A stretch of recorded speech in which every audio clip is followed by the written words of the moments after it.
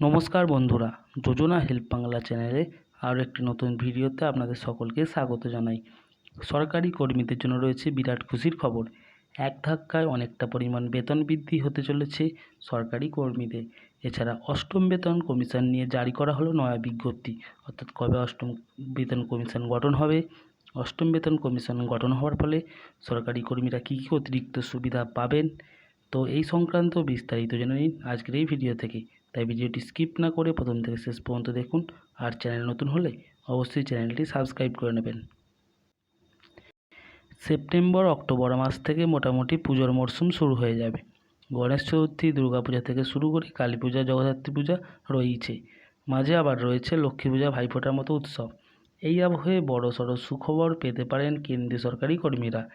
DA থেকে অষ্টম বেতন কমিশন, এই নিয়ে শীঘ্রই হতে পারে একাধিক ঘোষণা।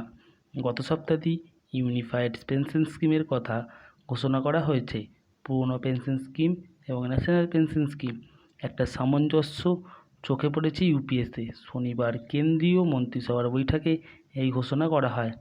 ন্যাশনাল ফেডারেশন অফ ইন্ডিয়ান রেলওয়েমেন তরফে ইউনিফাইড পেনশন স্কিমের কথা ঘোষণা সম্বন্ধে ইতিবাচক প্রতিক্রিয়া মিলেছে। সেই সঙ্গে শিরোনামে উঠে এসছে অষ্টম বেতন কমিশন সংক্রান্ত আলোচনা। তো নয়া বেতন কমিশন নিয়ে কী আপডেট পাওয়া যাচ্ছে? 2014 সালে সপ্তম বেতন কমিশন গঠিত হয়েছিল।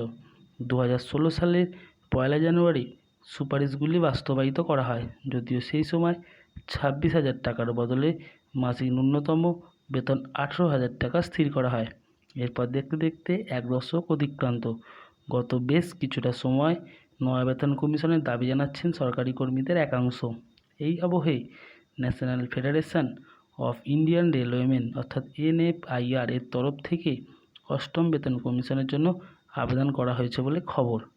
কেন্দ্রীয় সরকারের এই বিষয়ে যথাযথ পদক্ষেপ নিক, এই আর্জি জানানো হয়েছে বলে জানা যাচ্ছে। কর্মীদের যথাযথ বেতন সমন্বয় নির্ধারণ করাই তাদের মুখ্য উদ্দেশ্য। তাই অনুমান করা হচ্ছে শীঘ্রই অষ্টম বেতন কমিশন সম্বন্ধে ঘোষণা করা হতে পারে।